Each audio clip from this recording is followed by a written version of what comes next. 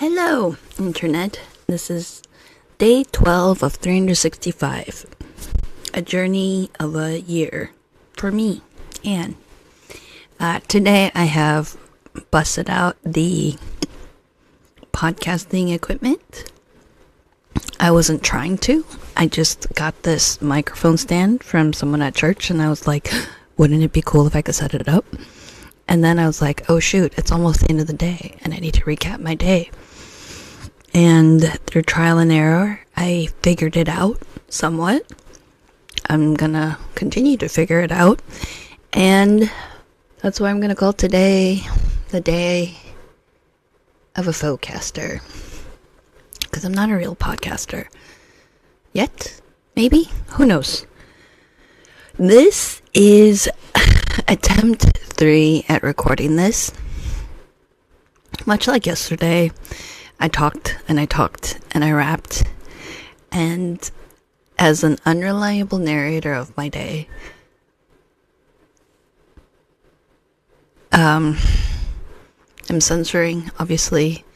I'm wondering if I want to bring this up, and obviously I could do the thing where I just write a script or something and it's more organized, and who knows, I might do that next, but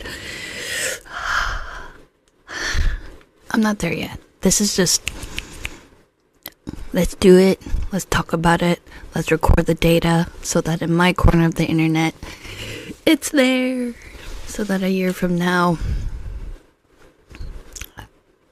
I'll watch this and go, what was going on? Because I'm not really saying anything. Key events of the day. Irony is huge. I saw the Big Fat Quiz of the year 2025, and for the past few years since I first discovered this panel quiz game show, and I wanted to actually be on it, and 10 years ago when I first had an in to the UK, I was like, oh, I'm gonna be an audience member, it's gonna be so cool, and I got the ticket, and then I was, the free seat, and I was like, oh, wait, this thing is gonna be hours, because they probably record hours, and they cut it, and I was like, do I want to do this? Especially because I think the year that I got the seat for it was kind of a really bad year, and I was like, I don't want to recap that here. But as I was watching this year's, and the tragedy of our lives now is, and I think I've mentioned this in my actual life, that Denzel Washington quote about you're either uninformed or misinformed, and you just sort of have to make a choice. And the choice that I've made, because in my opinion, when you're misinformed, you're angry, to be somewhat uninformed. What I love about the Big Fat Quiz is that it kind of catches me up to 2025. And then sometimes I'm like, oh, I did have somewhat of a pulse into all the goings ins and out of 2025. On the other, some of it is very British. And I'm like, wow. Our world is weird, no matter what country you're in. I still love the UK. I still love London. All the weird stuff going on aside. The weird stuff is going on everywhere. Yeah. And I love British humor. I don't know why it resonates. The deadpan, yeah. But as I wrap up my day and I think about this and I listen to my voice through this, I just want to play with the buttons and the blah blah blah blah blah blah blah blah blah blah blah. I promise I won't do that too much as I continue to record my days, but yeah, today was not the best day. I did experiment with cooking. I made really bad mashed potatoes, and I did the beginning process of a potato pave, if I'm pronouncing that correctly, in the pre-stages, sort of like when you do a croissant and you have to do the prep work. I did the prep work for it. It's still not good. But we'll see what it tastes like tomorrow when I fry it.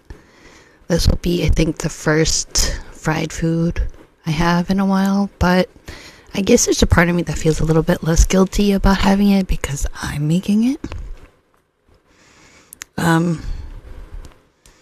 Yeah, so that was good. Exercised my creativity, continuing to cook for myself. Except I did say I was gonna fast tomorrow. Yeah. Talking about fasting, I really do need to pray. Prayer is like calling your mom and dad. I need to call my mom and dad too. Prayer is the thing of just talking to the people in your life. And I need to do a better job of that. Because there was a part of me that really, truly was like I didn't make the effort in any of my, like, friendships, whatever, because, like, I assumed they wouldn't care. And I guess that's why I'm doing this, because I assumed no one would care to listen. But the reality is, and there's a reason why I will highlight and say again, this is just me in my own little corner of the internet, is, yes, people care. People care. I know they do care. And, you know, we support each other. You know, there's all sorts of things. Iron sharpens iron. We are knitted together. We are a community. And in my own community, I'm 95% honest with who I am. But that 5%, the part of me that I need to work on, I don't know how to share it. And that is why I'm here doing this. Yeah. The challenge of this is my previous setup was just my phone. My very cool phone that I am... Because it was simpler and it was nicer. And I used the rear-facing camera so I didn't see. So it was just in and out, and I was getting pretty good about guessing the time. But I'm not always perfect, and I was like, I set it up, might as well use the stuff I have instead of considering a waste of money, investing in my life. That's the other thing. I think when I made the resolution to do this, it's to really actually invest in my life, invest in recapping my life, talking about it. I was going to talk about something that happened, and this was in my second take, I think if I actually talk about it, not only does it make me petty, but because I have this fear that somehow, even though I don't tell people I'm doing this, that somehow people are going to find it. I don't... Like, the story that I would tell, there's two sides of that story. And in that instance, every story, there's a hero and a villain, like, depending on who tells the story, the role changes. In this particular story I was going to tell, I am both hero and villain of the story. And the downside to the other party involved in the story is I'm very good at telling stories. I am an unreliable narrator, but like the best unreliable narrators, I'm very good at storytelling. So I thought it would not be fair if somehow this was uncovered. Because even if I am a villain, even if I am an anti-hero, I am sympathetic. Like, you'll see my side. That's the truth about the best villains. No one sets out to be the villain. It's just you sometimes are. And maybe the reasons we are villains is because of issues that you haven't worked out. So, in this first episode of A Focaster,